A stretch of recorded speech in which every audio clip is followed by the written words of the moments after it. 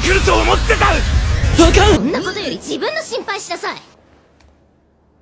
照れてる。いやー、オタクのスーツ抑えられたことが評価された。手材だ。腕立て50回や。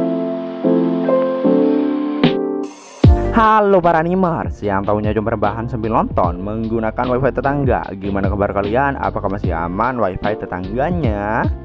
Nah, di video kali ini Mimin akan menceritakan atau membahas salah satu anime summer terbaru kali ini, yaitu animation yang berjudul Kaiju 08 yang sekarang udah nyampe ke episode ke-8. Nah, buat kalian yang penasaran dengan apa yang akan terjadi di episode sekarang ini, langsung saja siapkan minuman, kencangkan jalanan dalam dan yaps tanpa banyak bacot. Langsung saja kita ke alur ceritanya. Selepeu.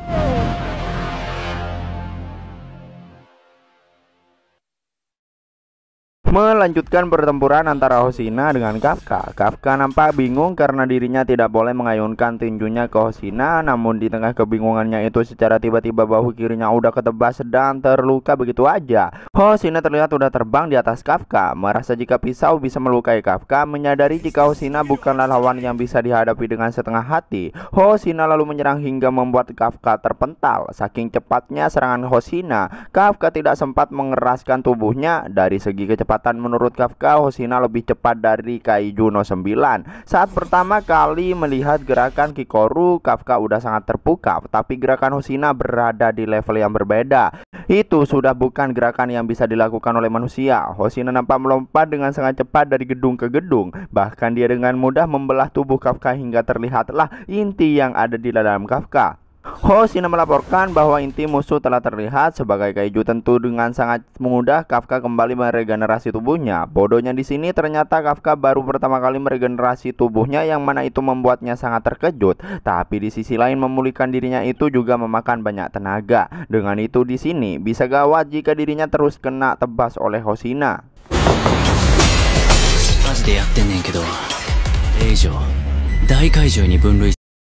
Merasa ada yang aneh karena sepertinya dari tadi Kaiju 08 itu tak menyerangnya sama sekali. Tapi ya Hoshina bodo amat. Kafka nampak mulai terengah-engah sedangkan Hoshina kembali mengumpulkan tenaga ke pisaunya, bahkan sampai merubah warnanya. Dan ternyata Hoshina lalu mengibaskan pisaunya membelah udara. Menyadari itu Kafka mencoba menghindar, tapi itu tak sempat hingga membuat kakinya terpotong. Tidak hanya itu, Hoshina juga secara tiba-tiba berada di hadapan Kafka dan menyerang inti Kafka. Merasa jika itu berhasil, namun ternyata pedang Hoshina ditahan oleh gigi Kafka yang entah bagaimana bisa pindah ke perutnya. Setelah Hoshina sepertinya tidak bisa menarik kembali pedangnya. Dengan semua itu Kafka mau gak mau harus menyerang kembali Hoshina. Kafka lalu mengumpulkan energinya dan menyerang Hoshina, namun tepat di pisaunya hingga terpental. Alhasil Kafka pun berhasil kabur dari sana. Hoshina yang tentu selamat karena Kafka tidak menyerang tubuhnya di tengah senja yang udah menyinari bumi. Hoshina kesal karena Kaiju 08 berhasil kabur darinya. Setelah itu Hoshina pun melaporkan semua kejadian yang telah dihadapinya pada Mina. Singkat cerita, setelah semua kaiju yang ada berhasil dimodarkan, terlihat Kikoru yang duduk sendirian sambil memikirkan Kafka.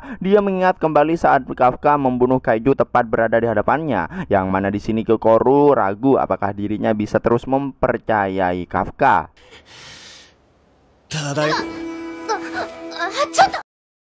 Dengan gercep, Kikoru langsung menolong Kafka yang sepertinya udah kehilangan tenaga akibat melawan Hoshina, guys. Kafka meminta maaf pada Kikoru karena dirinya membiarkan Kaiju 09 kabur. Tapi ya Kikoru tak peduli karena dirinya akan membunuhnya sendiri nanti. Dengan sempoyongan Kafka lalu berjalan, yang mana dia itu khawatir dengan kondisi Ichikawa dan Iharu. Namun Kikoru menahannya karena tidak ada yang bisa Kafka lakukan meski pergi ke tempat mereka. Kikoru berkata jika mereka berdua baik-baik aja. Pasukan pertahanan juga telah mulai menerapkan penggunaan kemampuan pemulihan kaiju pada Ichikawa dan Iharu. Kikoru memarahi Kafka karena tidak hanya berubah menjadi kaiju, dia bahkan bertarung dengan wakil Kapten Hoshina. Jadi pasti suatu saat Hoshina akan merasakan sesuatu yang janggal. Terus semua orang nampak mulai membantu teman-temannya yang terluka, sedangkan Hoshina duduk sendiri dan memikirkan sesuatu. Setelah itu Mina menghampirinya. Dia berkata jika dirinya jarang melihat Hoshina murung seperti itu. Bahkan dia juga memotretnya. Anjir, udah kuat masih ada juga tingkah tingkah kocaknya nih.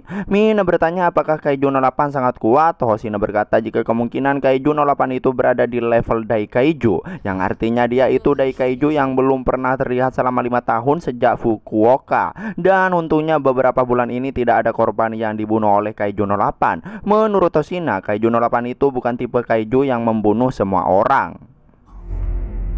なぜずっと妙やった。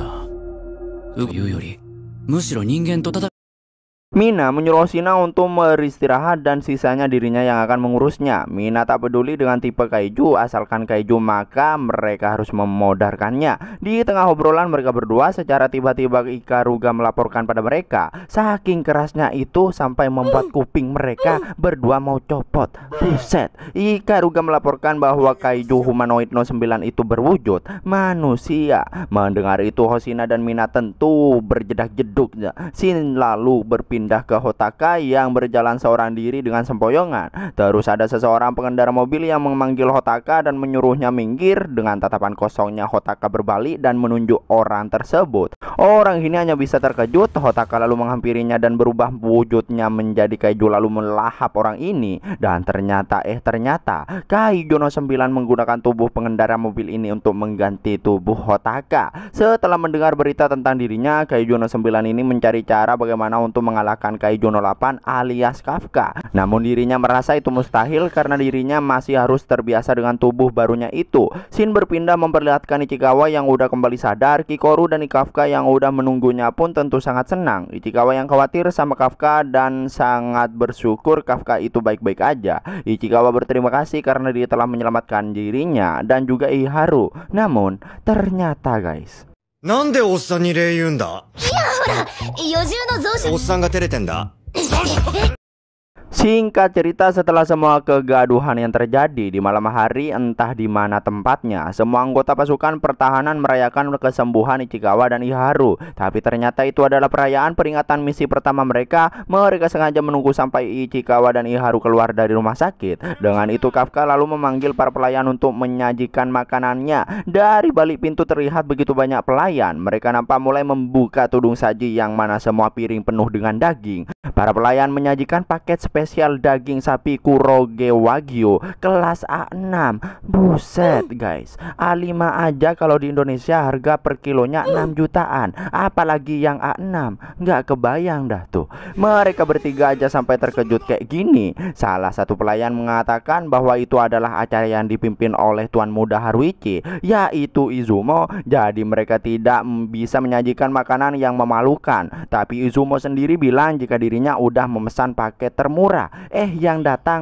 malah beda jauh anjir. Kafka yang penasaran siapa sebenarnya Izumo. Kikoru ngejelasin jika perusahaan Izumo Teknologi adalah produsen senjata anti kaiju terbesar di dalam negeri. Sedangkan Haruichi sendiri adalah tuan muda dari perusahaan tersebut. Kafka terkejut karena itu merupakan perusahaan yang membuat seragam untuk pasukan pertahanan. Nih orang kaya gimana dah, didatengin daging wagyu malah kayak malu gitu anjir. Mungkin sukanya daging kaiju kali ya. Lanjut, bahkan kekayaan keluarga Shinomiya kalah jauh dari Izumo.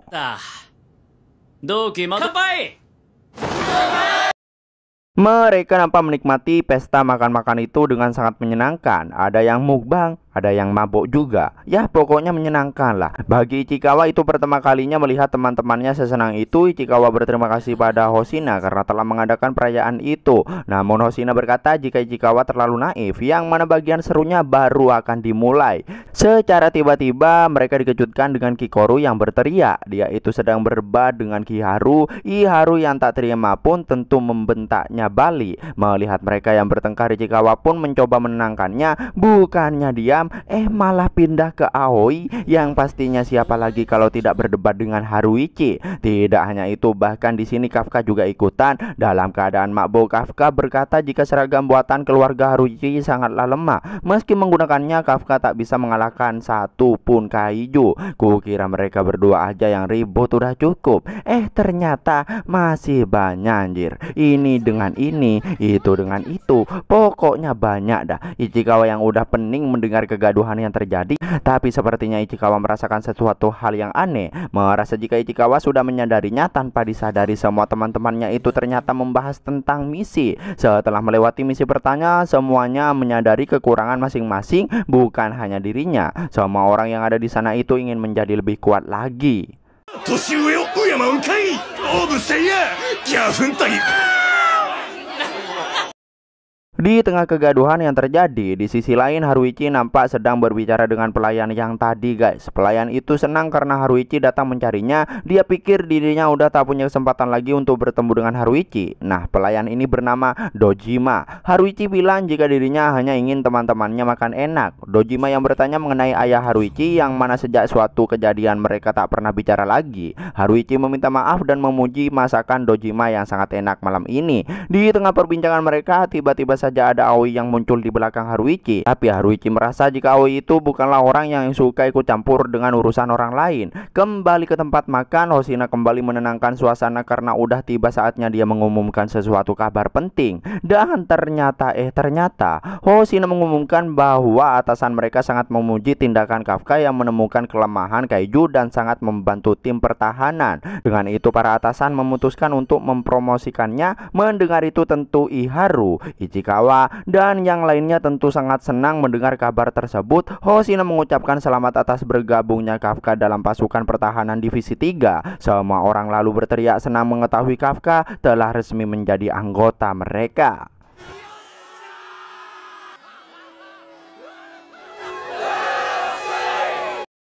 Aoi merasa itu adalah malam yang sangat indah baginya. Kalau bisa dia berharap tidak ada orang yang berkurang. Di keesokan harinya, tepatnya di markas tim pertahanan, Kafka dipakaikan seragam oleh Mina langsung. Mina berkata jika mulai sekarang Kafka resmi diangkat dari kadet menjadi petugas. Kafka bersumpah akan bertempur dengan sepenuh hati. Setelah itu selesai dan Kafka hendak pamit. Namun Mina lalu bilang agar Kafka jangan terlalu puas dulu, karena jika Kafka ingin bertarung berdampingan dengan dirinya maka perjalanannya masih sangat panjang. Kafka tak menyangka bahwa Mina masih mengingat janji mereka saat masih kecil. Dengan semangat Kafka bilang agar Mina menunggu dirinya. Tapi karena Kafka memanggil nama atasan tanpa izin, Kafka dihukum oleh Mina push up 50 kali. Mina yang berbicara mengenai Kaiju 08 dan Kaiju 09. Insiden itu mengharuskan dirinya pergi ke markas besar. Jadi prosedur selanjutnya diserahkan pada Hoshina. Selain itu yang merekomendasikan Kafka menjadi petugas umum juga Hoshina. Hoshina kagum dengan performa luar biasa Kafka di pertempuran waktu itu. Jadi Mina ingin agar Kafka tak mengecewakannya. Lalu di malam harinya Kafka kembali belajar hingga larut malam. Dia yang udah ngantuk pun berniat untuk mengakhiri sesi belajarnya itu karena dirinya takut dimarahi oleh Hoshina lagi. Namun ketika hendak kembali ke kamar, Kafka tak sengaja melihat ruang latihan yang lampunya masih hidup. Dengan itu Kafka menghampiri ruang latihan yang ternyata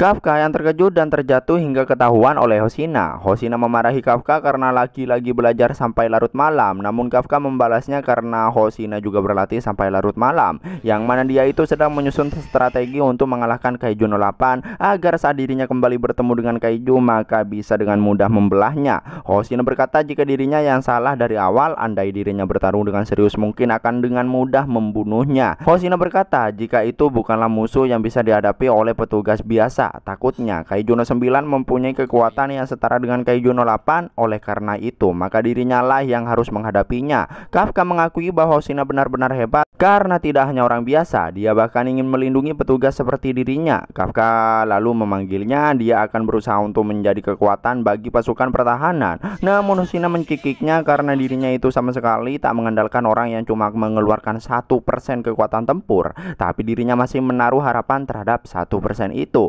Di sisi lain dari atas awan nampak gerombolan Kaiju yang terbang entah kemana tujuan mereka.